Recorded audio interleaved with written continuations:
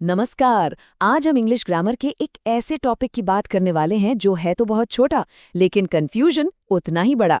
जी हाँ, हम बात कर रहे हैं आर्टिकल्स की, यानी ए, एन और द के सही इस्तेमाल की।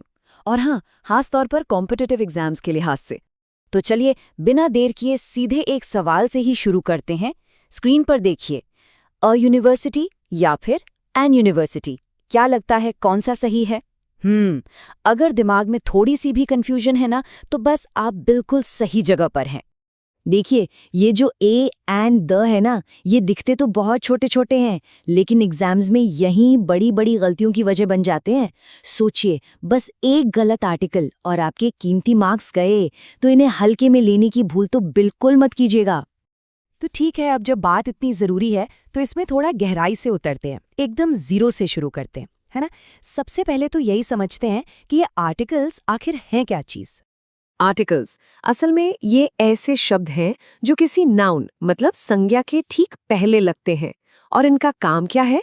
इनका काम है ये बताना कि वो नाउन कोई खास है या कोई आम सा। अगर सिंपल शब्दों में कहूँ तो ये कौन सा वाले सवाल का जवाब देते हैं। यहाँ एक बहुत ज़रूरी बात है जो अक्सर लोग मिस कर जाते हैं। आर्टिकल्स जो है ना, वो एडजेक्टिव्स नहीं होते, वो डिटर्मिनर्स की कैटेगरी में आते हैं। अब फर्क क्या है? देखिए, डिटर्मिनर किसी नाउन की पहचान बताता है और वो हमेशा एडजेक्टिव यानी विशेषण से पहले आता है, जो नाउन की क्वालिटी बताता है। चलिए अब आर्टिकल्स के पहले ग्रुप को समझते हैं, और वो है हमारा इनडेफिनिट ड्यूओ, अ और एन। जैसा कि नाम से ही जाहिर है, इनका इस्तेमाल हम किसी भी आम यानी नॉन स्पेसिफिक चीज के लिए करते हैं। और अब आता है सबसे सबसे ज़रूरी नियम। इसे तो दिमाग में बिठा ही लीजिए। ए और एन का इस्तेमाल स्पेलिंग पर नहीं, बल्कि साउंड पर यानी आवाज पर डिपेंड करता है। यकीन मानिए, बस ये एक नियम सब कुछ क्लियर कर देगा। तो रूल बहुत सीधा सा है। ए का इस्तेमाल हम उन शब्दों से पहले करते हैं जिनकी शुरुआत एक कॉन्सोनेंट साउंड मतलब व्यंजन की ध्वनि से होती है, जैसे a book, a car, simple. और इसी तरह एन का इस्तेमाल हम उन शब्दों से पहले करेंगे जिनकी शुरुआत एक वाउल साउंड यानी स्वर की ध्वनि से हो रही हो, जैसे एन एप्पल, एन एग। बिल्कुल क्लियर है। अब असली मजा यहाँ है जहाँ ये साउंड वाला रूल काम करता है। देखिए, यूनिवर्सिटी शुरू तो यू से हो रहा है जो एक वाल है, पर इसकी आवाज क्या है? यू, जो कि एक कॉन्सोनेंट साउंड है। इसीलिए अ यूनिवर्सिटी सही है। और दूसरी तरफ आवर शुरू हो रहा है एच से, पर आवाज है आ की, जो कि एक वावल साउंड है। इसीलिए हम कहते हैं एन आवर। देखा, सब साउंड का खेल है। तो ए और एन की कहानी तो हो गई पूरी, जो आम चीजों के लिए थे। अब आते हैं खास चीजों पर। और जब भी कुछ खास या स्पेसिफिक होता है, तो वहां एंट्री होती है हमारे डेफिनेट आर्टिकल द की। अब द का इस्तेमाल कई खास जगहों पर होता है, जैसे कि दुनिया में जो चीजें अनोखी हैं, यूनिक हैं, उनके लिए, जैसे द सन, द अर्थ। फिर सुपरलेटिव्स के साथ, जैसे the best student. Ordinal numbers यानी क्रम बताने वाले नंबर्स के साथ, जैसे the first chapter. Musical instruments के नाम के पहले, जैसे प्लेज द गिटार। और हाँ, खास नदियों पहाड़ों के नामों के साथ भी, जैसे द गंगा या द हिमालयाज। द का एक और बहुत ही पावरफुल रूल है। इसका इस्तेमाल हम तब करते हैं जब किसी चीज के बारे में हम पहले ही बात कर चुके हों, मतलब अब वो चीज आम नहीं रही बल्कि खास बन गई है। चलिए एक छोटा सा एग्जाम्पल देखते हैं। मान लीजिए मैंने कहा आई सॉ अ डॉग। अब यहाँ अ डॉग का मतलब क्या है? इसका मतलब है कोई भी एक कुत्ता। एकदम जनरल बात है।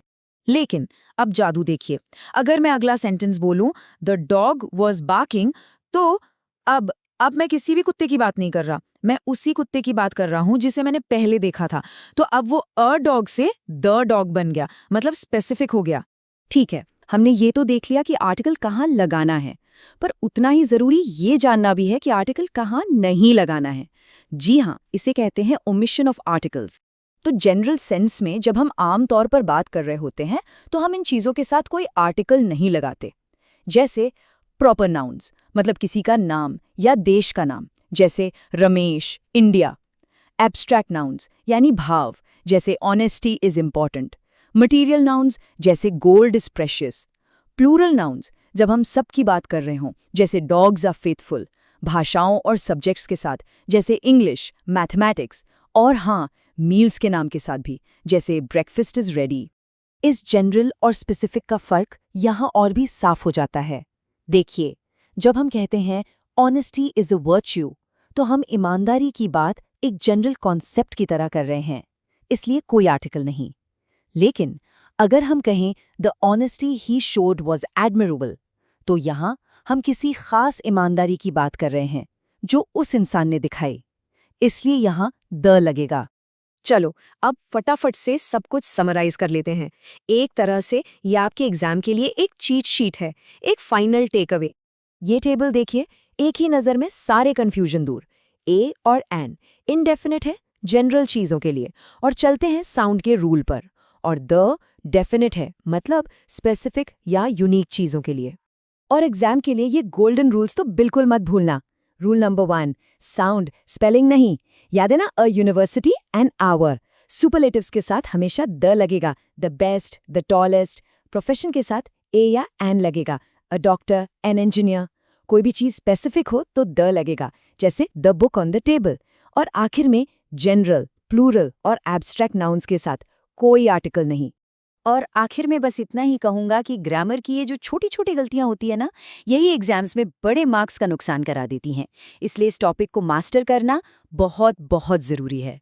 तो आज हमने जो कुछ भी समझा, उसके बाद वो कौन सा एक नियम है जो अब आप कभी नहीं भूलेंगे, जिससे एग्जाम में मार्क्स कटने का डर खत्म हो जाए, इस पर एक बार ज़रूर सोचिएगा।